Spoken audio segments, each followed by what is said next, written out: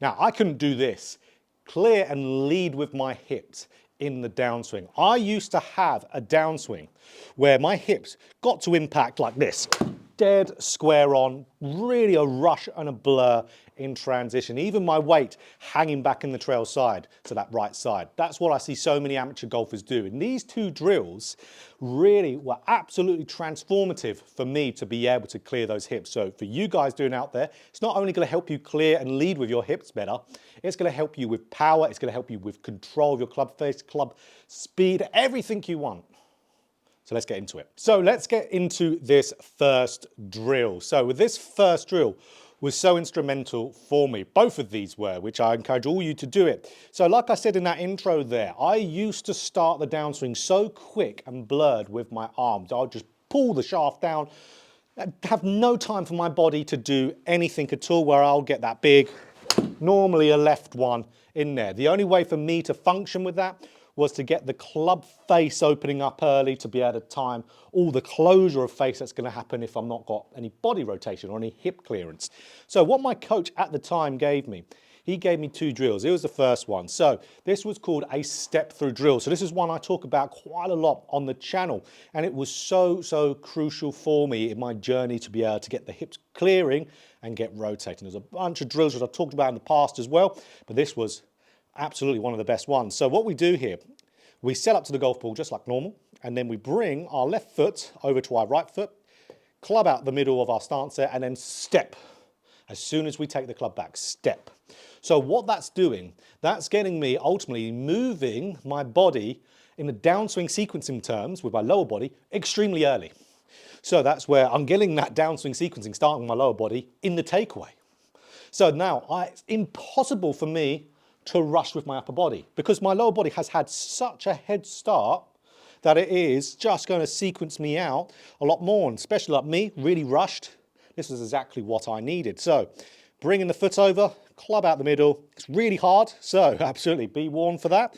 But now step through, and there we go. So for me, this was incredibly difficult. As you can see, I still struggle to hit good golf shots doing this drill. For me, why that is, I have cerebral palsy, which I talk about quite a lot on the channel, affects my left side. So that's one of my reasonings of why I struggle to get clearing, because my left side of the body, the target side, is the side that has the most about, disabled part to it. I'm almost like with my calf, it's like I'm doing a calf raise all the time. My tendons are really long, and I've got about 50 to 75% of my right side strength from my left. So really not the strongest in that side as well, which is why you can all do this.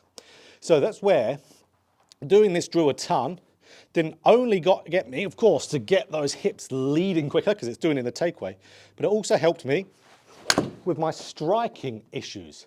Because what we see so many golfers out there do is we'll see so many golfers who struggle with their ball striking not get their weight into their lead side.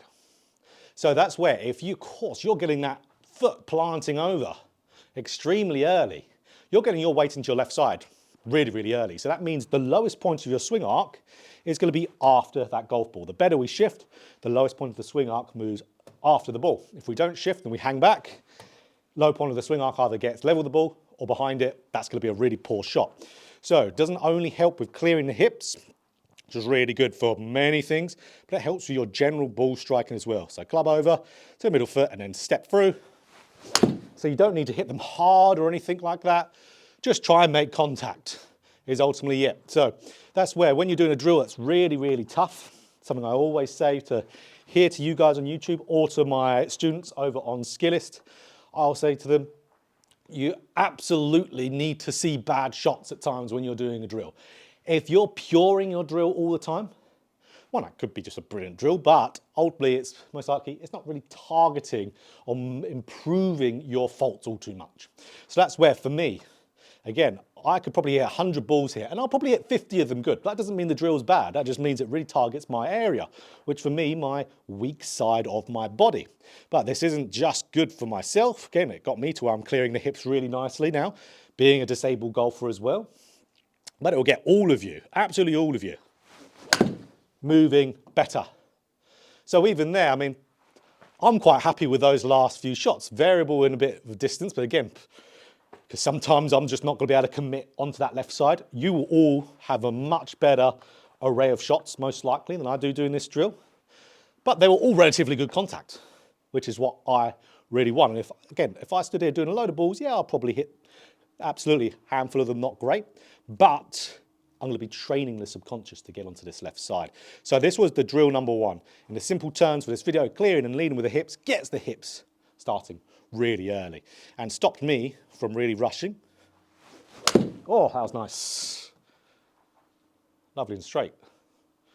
Quite good. But there was one other drill, so let's get to it. Now, this second drill, I will talk about this drill for years to come because this was one that was so helpful for my golf swing, and it will be for you guys out there as well.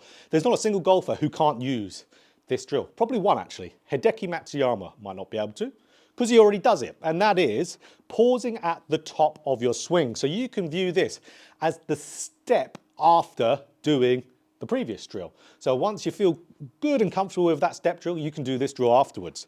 So me and my coach at the time, we got up to the top of our swing. Of course, if I was someone like me, really rushing, out racing everything with my arms, hips had no time to catch up, what's a great way to target that? Pause at the top and then turn in that downswing. So pause for just about a second or so and then through, and it's an absolute brilliant one. And again, really, really challenging. So for me, again, hard for me to do, but that's why I love doing it because it's difficult. Practice needs to be tough. But also, when I started doing this drill, such an important lesson for drills, is I couldn't even remotely hit the golf ball doing this one. I could doing the other one. Funnily enough, this one, the pause at the top, was what my coach gave me first in that lesson. These two were both given to me in the same lesson. So this one was given to me first. But I couldn't hit the ball. And at the time when I was given that, I was roughly around a 3 or so handicap. Couldn't hit the ball. I was fatting it, shanking it. I think I even missed had a couple air shots because I was so blurred in transition. So that transition was so fast, so blurred that stopping, it was so unfamiliar to me, I just couldn't make contact. So that's where I just kept on doing it until I was able to hit a good golf shot.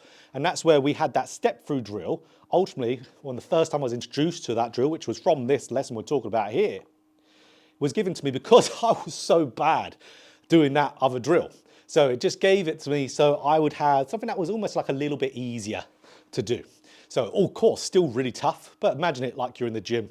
You want to, let's say, bench 225 pounds, or let's say guys are here in the UK, 100 kilos. You really want to go and do it. But of course, for most people, if they lift up that weight straight away, it's going to crush them. That was essentially in the golf swing sense, that pause at the top drill. I just couldn't do it. It wasn't beneficial at the very start. So that's where we had that step through drill. Once I got a little bit more comfortable with that step through drill, I think I put that ball there too quickly, I didn't read it. So then once I got comfortable, then we went back more into that pause drill. But the pause drill again, guys, I was hitting the ball terribly for ages, for months and months and months doing it. But then all of a sudden, I started to make good contact doing it. And then out on the golf course, it absolutely transformed it for me. It was the biggest difference in, let's say, night and day in scoring I've ever had in my golf game. It was, without that drill, I wouldn't be here talking to you as a pro on YouTube. No way. I would have probably given the game up because it was tough. I might have been saying, you know, maybe with my disability, professional golf isn't for me. So luckily, my coach at the time gave me this drill really, really good. It did change my life, ultimately, this drill. But don't expect to hit it perfectly every time, especially if you suffered from rushing that downswing just like I did. So good pause, and then turn. That was a nicer strike. Really, really good one. So again, this could be a great one for guys who just get, again, a little bit rushed, maybe in a different part of their body, might be their upper body going first. Regardless, they could stop at the top and then go. It's like Tiger back in the day, of course, was made famous from doing this drill because he used to over-fire that right side of his body early, getting that Olay position he talked about. Now it's that right side of the hip kicking out early and then getting the club stuck behind. So Tiger, what he would do, get up to the top, feel like his right side stays back and his arms get more in front. That's why he did it. Again, so many reasonings you could do this. Just for me, it really helped me clear and lead with those hips.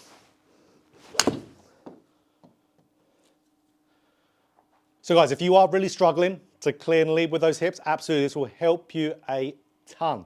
But I would also encourage you to see, is there anything you're doing in your golf swing positional that will stop you from clearing or leading with your hips, or even just rotating the downswing, as that's vast majority of people. Now, I do have courses down in the description that target this exactly, like my rotation guide, like my early extension guide, really dive into this. But also, if you want one-to-one help with me, out on Skillist online, we can work anywhere in the world.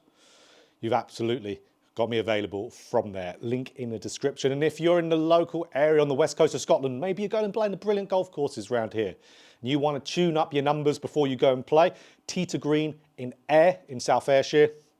Royal Troon is about 10 minutes up the road from here. So if you want to come over and play Royal Troon, come here first and get your numbers dialed in, because you're going to need it when you're playing on windy links golf. You're going to need to know how far you're flying and everything. So absolutely, there's also a link in the description as well to get a good discount if you want to come here to Tee to Green in there. And of course, if you enjoyed this video, click that like button. If you want more golf instruction, just like this, hit the subscribe button, hit that bell button too to be notified every time I put out a video.